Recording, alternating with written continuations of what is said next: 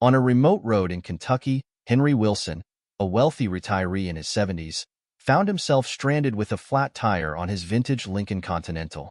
The sun hung low in the winter sky, casting long shadows on the surrounding frost-kissed fields. He was alone, save for the occasional car speeding by without stopping, their drivers either oblivious or indifferent to his predicament. Henry, with his neatly pressed suit and gold wristwatch glinting in the fading light, looked utterly out of place as he fumbled with a tire iron, cursing under his breath. He was a man accustomed to boardrooms and martinis, not roadside emergencies. His patience, already wearing thin, snapped entirely when the lug nuts refused to budge. Just as Henry contemplated abandoning the effort and waiting for roadside assistance, a beat-up blue pickup truck screeched to a halt behind him. A young man, no older than 25, hopped out. He was tall and lean, with scruffy hair peeking out from under a baseball cap and dirt-streaked jeans that spoke of hard labor. "Need a hand, mister?" the man asked, his tone polite but tinged with amusement at the sight of Henry's flustered state. Henry hesitated. The young man's southern drawl and unpolished appearance triggered a flicker of distrust, a lifetime of caution whispering in his ear. Still, his options were limited, and the cold was biting. "I wouldn't say no," Henry replied curtly, stepping aside. The young man introduced himself as Noah and immediately set to work. With practiced ease, he loosened the stubborn lug nuts, jacked up the car, and swapped the flat for the spare. Henry, watching from the side, marveled at the efficiency of the operation. It was clear Noah had done this many times before. When the task was done, Henry pulled out his wallet, offering Noah a crisp $100 bill. "For your trouble," he said, expecting the young man to accept without hesitation. Noah's expression shifted to one of quiet defiance. "I don't need your money, sir," he said, standing tall. "Just helping out a neighbor." Henry was taken aback. He wasn't used to refusals, especially from someone who seemed to have little to spare. He pressed further, insisting Noah take the money, but the young man shook his head firmly. "Suit yourself," Henry muttered, slipping the bill back into his wallet, his pride stinging. But as Noah climbed back into his truck, Henry couldn't help but feel a pang of curiosity and shame. Here was someone who had done a kindness expecting nothing in return, a stark contrast to the transactional world Henry inhabited. Noah waved as he drove off, leaving Henry to ponder the strange encounter. As the Lincoln purred back to life and Henry resumed his journey, he realized he hadn't even asked the young man where he was headed, or if he needed anything himself. The sun dipped below the horizon, and Henry's thoughts lingered on Noah's selflessness, contrasting it sharply with the emptiness he often felt in his gilded life. In that brief interaction, he sensed a lesson he wasn't quite ready to confront. Henry Wilson returned to his sprawling estate, a sprawling Georgian-style mansion perched on a hill with panoramic views of the countryside. Despite the warmth of the grand fireplace crackling in the library and the rich aroma of a single malt scotch in his hand, his mind was restless. Noah's face, youthful yet resolute, kept intruding on his thoughts.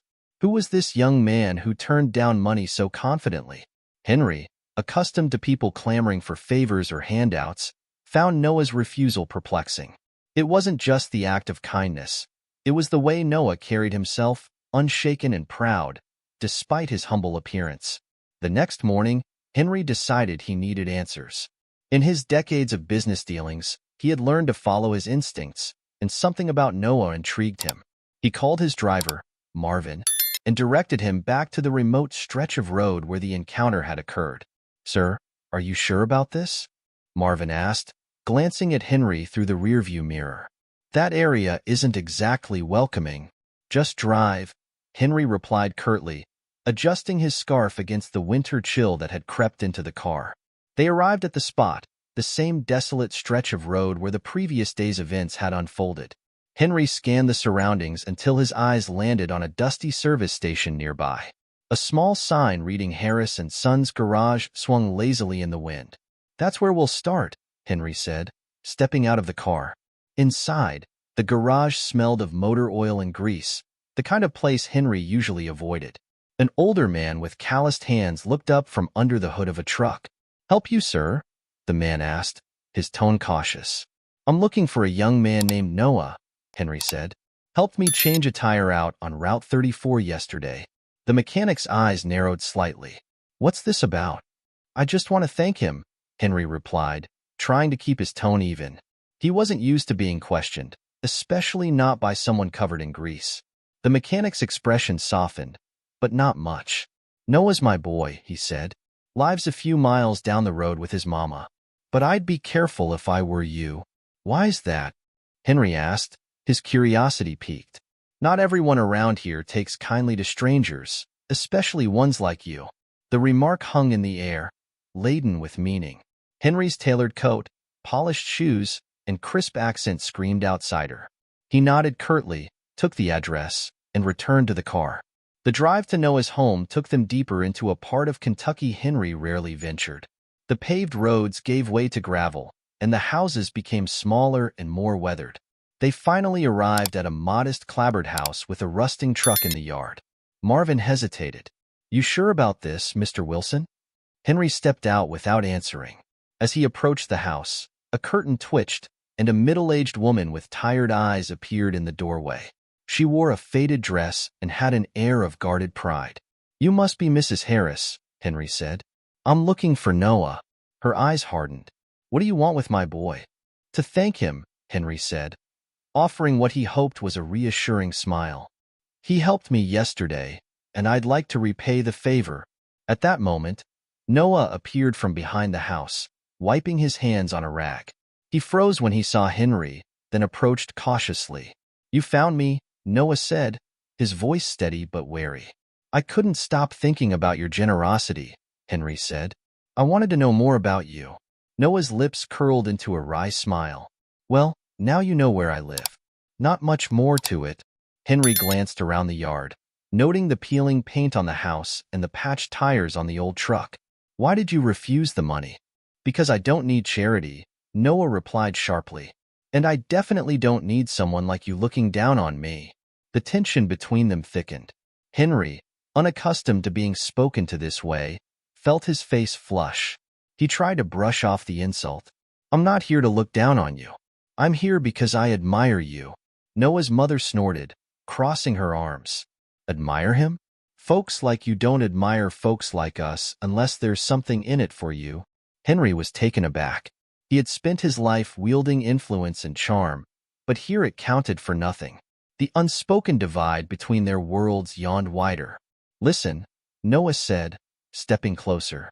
"I don't know what you're trying to prove by being here, but this isn't your world.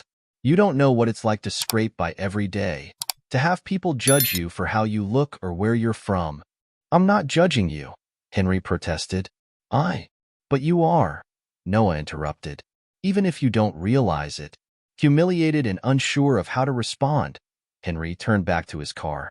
As he reached for the door, Noah's voice stopped him. "Why'd you really come here, Mr. Wilson? What are you looking for?" Henry paused, his hand on the car door. For the first time in years, he didn't have an answer.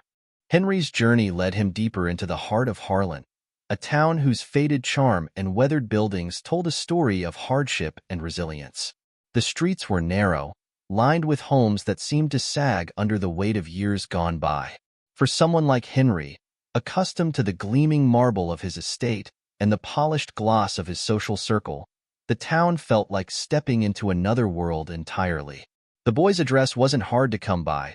People in a town like Harlan knew everyone's business. But Henry quickly realized that his inquiries about Noah were met with suspicion, even hostility. At the diner where he stopped for a coffee, a few patrons fell silent when he mentioned the boy's name. An older man in a trucker's cap gave him a hard stare, then muttered, "Noah's a good kid. Don't you go messing with him." It was the kind of warning Henry would have shrugged off in his younger days. But here, surrounded by unfamiliar faces and wary gazes, it unnerved him. Still, he pressed on, guided by a mix of curiosity and an unspoken need to understand the boy who had so boldly refused him. Henry found the house at the edge of town, a weather-beaten structure surrounded by a picket fence that leaned like a tired old man.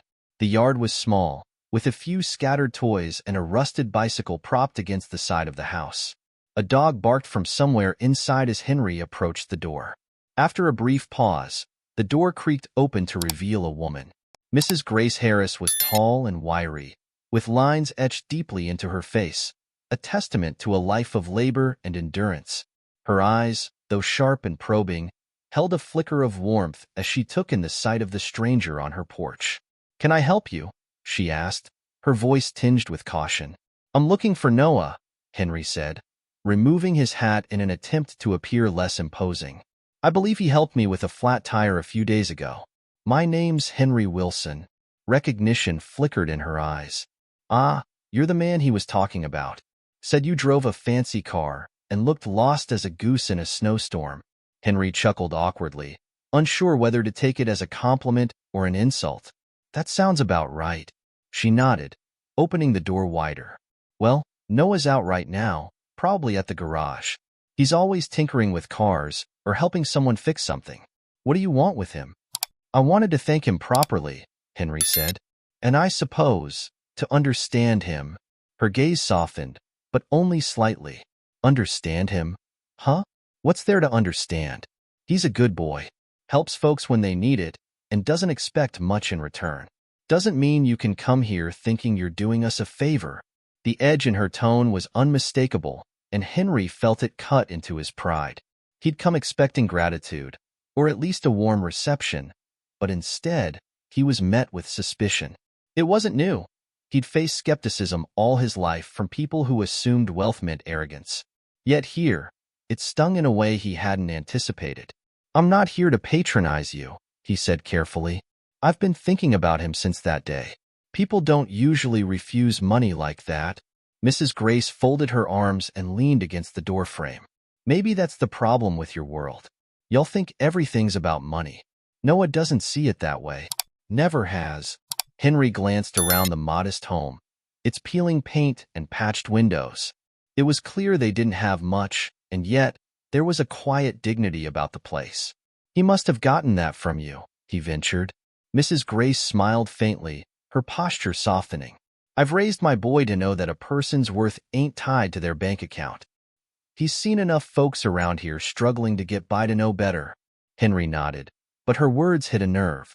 His own life had been built on wealth and power, and for the first time, he wondered what it might feel like to live a life measured by something else entirely. He gestured to the yard, where a rickety swing set swayed in the breeze. "It must have been hard, raising him on your own." Her expression hardened again.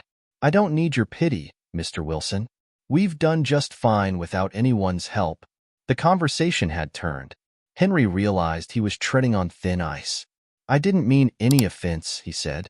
"I just wanted to understand why he helped me." "It's rare." "Rare in your world, maybe," she replied. "But around here, we look out for each other. It's how we survive." Henry was silent, unsure of how to respond. The stark divide between their worlds was becoming uncomfortably clear. Before he could say anything more, Noah's voice called from behind him. "Ma, who's at the door?" Henry turned to see Noah approaching, a toolbox in hand and grease smeared on his shirt. The boy's expression darkened when he saw Henry. "You again. What are you doing here?" "I came to thank you," Henry said, trying to keep his voice steady. "I told you, I don't need thanks," Noah said, brushing past him to stand next to his mother. "You've done your good deed, Mr. Wilson. No need to keep coming back." The boy's words stung, and Henry struggled to hide his discomfort. "I wanted to understand why you helped me." Noah sighed, his patience clearly wearing thin. "Maybe I just did it because it was the right thing to do. Not everything has to have a reason." As Henry stood there, feeling the weight of their gazes, he realized he was out of his depth. This family, with their quiet strength and unshakable pride, didn't need his gratitude or his curiosity. They had their own code, their own way of life, and Henry wasn't part of it. "Maybe I'll see you around," he said awkwardly, tipping his hat before retreating to his car. As he drove away, he couldn't shake the feeling that the visit had left him with more questions than answers. The boy and his mother had shown him a glimpse of a world built on resilience and humility, and it left him questioning everything he thought he knew about himself. Henry stood at the door, hesitating, until Mrs. Grace gave a curt nod and stepped aside. "Well, you've come this far. Might as well come in." The inside of the house was a stark contrast to Henry's opulent world. The furniture was worn but clean, and the walls bore the marks of a family that made do with what they had. Pictures of Noah at various ages hung alongside faded family portraits. A quilt draped over the back of the sofa, its vibrant patterns a burst of life against the subdued tones of the room. "Take a seat," Mrs. Grace said, motioning to the small kitchen table. It was set for three, with chipped but spotless plates and mismatched utensils. "I don't want to impose," Henry said, but his stomach betrayed him with a low growl. "You're here, aren't you?" Noah said flatly, pulling out a chair. "Might as well eat." Henry sat awkwardly, feeling out of place in his tailored suit. The rich aroma of stew wafted from the stove, and Mrs. Grace ladled it into bowls with practiced ease. A loaf of cornbread, golden and steaming, sat in the center of the table. As they ate, the tension in the air was palpable. Henry tried to make conversation, but every question felt like an intrusion. "This stew is excellent, Mrs. Grace," he offered. "Grace will do," she replied without looking up. "Glad you like it." For a while, the only sound was the clink of spoons against bowls. Henry felt the weight of their silent judgment, as if his very presence was an affront. Finally, Noah spoke. "You don't have to keep pretending you care," he said, his voice sharp. "You don't belong here, and we both know it." Henry set his spoon down, stung by the remark. "I'm not pretending," he said evenly. "I wanted to understand you. Your kindness wasn't something I see often." Noah leaned back in his chair, crossing his arms. "Maybe that's the problem. People like you don't see much outside your bubble. You think you can buy everything, even gratitude." "Noah," Grace interjected, her tone warning, but Noah continued. "Look around," he said, gesturing to the modest room. "You probably think we're just some charity case, don't you? But we're proud of what we have, even if it's not much." Henry felt the heat rise to his face. He wasn't used to being spoken to this way, but he forced himself to remain calm. "I didn't come here to judge you. I came because you've made me think about things I haven't in a long time." The words seemed to hang in the air. Grace, sensing the tension, cleared her throat. "Noah's got dreams," she said, changing the subject. "Big ones." Noah shot her a look, but she smiled. "He's always been good with machines. Can fix just about anything you put in front of him." "Really?" Henry said, seizing on the opportunity. "What do you want to do, Noah?" The boy hesitated, then shrugged. "I want to be an engineer. Maybe design cars or build something that lasts." Henry's interest was piqued. "That's admirable. Engineering is a fine profession. Are you studying for it?" Noah's jaw tightened. "I work at the garage for now. College isn't exactly in the cards when you're scraping by." Grace's eyes softened as she looked at her son. "We do what we can," she said quietly. "But sometimes, dreaming's the only luxury we can afford." Henry glanced around the room, noting the well-worn books on a shelf near the window. Titles on mechanics and engineering were stacked neatly alongside novels with cracked spines. It was clear Noah was self-taught, driven by determination rather than opportunity. "Education doesn't have to come from a fancy school," Henry said, though he knew the words rang hollow. His own life had been built on access and privilege. "You've got the talent. That's what matters." Noah snorted. "Easy for you to say.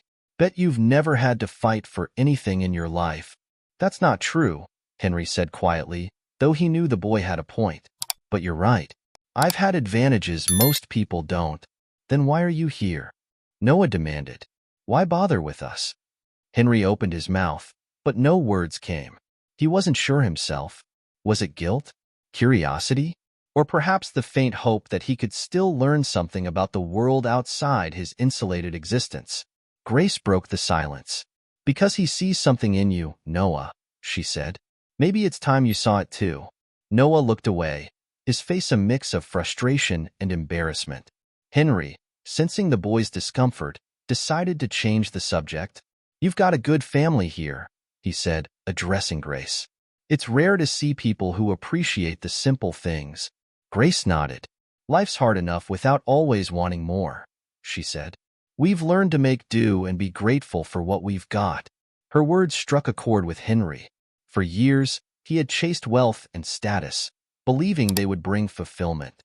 Yet here, in this modest home, he saw a richness he couldn't quantify, a bond forged in adversity and a pride that no amount of money could buy. As lunch ended, Grace stood to clear the dishes, but Henry stopped her. "Please, let me help." She hesitated, then handed him a dishcloth. "If you're serious about understanding, you might as well roll up your sleeves." Henry smiled, grateful for the chance to prove himself, however small. As he stood at the sink, washing dishes alongside Grace, he felt a strange sense of peace. It was a far cry from the life he knew, but for the first time in years, he felt like he was part of something real. As Henry drove back to his estate after spending the afternoon with Noah's family, their humble life and quiet dignity lingered in his mind. The modesty of their home, the threadbare furniture, and the patched-up windows spoke volumes about the hardships they had endured. Yet their resilience and kindness had left an indelible mark on him, stirring emotions he hadn't felt in decades. He found himself haunted by Grace's words. "We've learned to make do and be grateful for what we've got." It was a stark contrast to his own world, where abundance had dulled his appreciation for anything. The Harris family had little, yet they had a richness of spirit that his wealth could never buy. Henry wasn't a man prone to sentimentality, but he felt an overwhelming need to repay their kindness in a way that went beyond words or a handshake. He decided to take action, even if it meant stepping into uncomfortable territory. The next morning, Henry called Marvin to his study. "Marvin, I need you to find the best contractors in Harlan." "Discreet ones." Marvin raised an eyebrow. "Contractors, sir? For what?" "To renovate the Harris house," Henry said. "Top to bottom. I want it weatherproofed, the plumbing replaced, heating installed, everything they might need." Marvin hesitated. "With respect, sir, do you think they'll accept? People around here—" "I'll figure that out," Henry interrupted. "Just make the calls." Marvin nodded, though his expression betrayed doubt. Henry spent the rest of the morning drafting plans, determined to handle the situation delicately. The last thing he wanted was to offend Grace or Noah by making them feel like a charity case. 2 days later, Henry returned to the Harris home, armed with a blueprint for the renovations and a carefully rehearsed explanation. He found Grace on the porch, shelling peas, her hands moving with a rhythm born of years of practice. Noah was in the yard, tinkering with the rusted truck. Grace looked up as Henry approached, her expression guarded. "Back again, Mr. Wilson? You sure like slumming it out here." Henry winced at the sharpness of her tone, but pressed on. "I wanted to talk to you about something important. May I sit?" She gestured to the creaky wooden chair beside her. "Suit yourself." Henry sat, folding his hands nervously. "I've been thinking about everything you and Noah shared with me. Your kindness, your strength. It's inspired me." Grace's eyes narrowed. "We're not a project for you, Mr. Wilson. If that's what you're thinking, you can stop right there." "It's not that," Henry said quickly. I have the means to help, and I want to. Your home, it's full of character, but it's in need of repairs. I'd like to take care of that for you." Grace's hands stilled, and for a moment, she said nothing. Then she chuckled, though it was devoid of humor. "You think you can waltz in here with your money and fix everything?" "No," Henry admitted. "I can't fix everything, but I can make sure you have a warm house in the winter and pipes that don't leak." From the yard, Noah overheard the conversation and approached, his face a mask of anger. "We don't need your pity, Mr. Wilson." "It's not pity," Henry said firmly, standing. "It's gratitude, and it's the least I can do." "You think a fancy house is going to change anything?" Noah shot back, his voice rising. "You don't understand what it's like to be us. To have people like you look down on us just for existing." "I'm trying to understand," Henry said, his voice steady but tinged with desperation. "And maybe this is how I start." The tension between them was thick, but Grace finally spoke, her tone softer than before. "Why are you really doing this?" Henry sighed, the weight of his intentions bearing down on him. "Because I've spent my life in a bubble, surrounded by people who only care about what they can get from me. Meeting you and Noah, It reminded me that there's more to life than wealth and power. I don't want to be the man I was anymore. Grace studied him for a long moment, her sharp eyes searching his face. If we agree to this, it's because we trust you mean what you say. Don't make us regret it. You won't, Henry said, relief flooding him. I promise. The renovations began the following week. A small army of contractors descended on the Harris home, working diligently to replace the roof, install insulation, and modernize the kitchen. Henry visited daily, checking on the progress and often lending a hand, much to the amusement of the workers. At first, Noah remained distant, his mistrust evident. But as the weeks passed, he began to soften. One afternoon, as they stood together watching the workers lay new flooring, Noah turned to Henry. You're different from the people I've met before, he admitted reluctantly. Still don't trust you completely, though. Henry smiled faintly. Fair enough. Trust isn't given. It's earned. By the end of the renovations, the Harris house had transformed. The creaky old structure was now a sturdy, comfortable home, but its essence, the warmth and love within its walls, remained unchanged. On the final day, Grace invited Henry to dinner, the first time he'd been a true guest rather than a visitor. As they shared a meal in the newly renovated kitchen, Henry felt a sense of belonging he hadn't known in years. For all his wealth, it was this connection, a bond forged through kindness and understanding, that had given him a sense of purpose. At first, Mrs. Grace sat on the edge of her porch chair, her hands folded tightly in her lap. Her expression was a mask of caution, her lips pressed into a thin line as she listened to Henry outline his plan. Noah stood a few feet away, arms crossed, watching the exchange with a mixture of suspicion and defiance. You're asking us to accept charity, Grace said finally, her tone edged with pride. We've never taken handouts, Mr. Wilson. We've gotten through tough times on our own, and we don't need anyone swooping in to fix what isn't broken. Henry paused, choosing his words carefully. Mrs. Grace, this isn't about charity. It's about honoring the kindness you and Noah have shown. You've reminded me that real wealth isn't measured in money or things, but in the way people care for one another. This is my way of saying thank you, not just for the Tyre but for opening my eyes. Grace's gaze softened just slightly, but her wariness remained. It's a big gesture for a flat tire. It's more than that, Henry said earnestly. Meeting your family has changed me. Please, let me do this. Not to change you, but to show my gratitude. Noah scoffed from the sidelines. People like you always think money fixes everything. Noah, Grace said sharply, silencing him. She turned back to Henry, studying him for what felt like an eternity. Finally, she exhaled, her shoulders relaxing just a fraction. All right, Mr. Wilson, we'll give you the benefit of the doubt. But if this starts feeling like a handout, you'll hear about it. The renovations began in earnest the next week. The quiet hum of the Harris household was replaced with the clatter of hammers, the whir of drills, and the low murmur of workers exchanging instructions. Henry had hired the best contractors he could find, ensuring the work would be done quickly but with care. To everyone's surprise, Noah took to the construction site like a fish to water. From the first day, he watched the workers intently, his initial suspicion giving way to fascination. He asked questions about everything: how to measure for the new roof, the science behind insulation, and why certain tools were better for specific jobs. By the second week, he was lending a hand. The foreman, a gruff man named Eddie, took Noah under his wing, showing him how to properly use a power drill and measure lumber. Kid's got a knack for this, Eddie said to Henry one afternoon. He's a quick learner.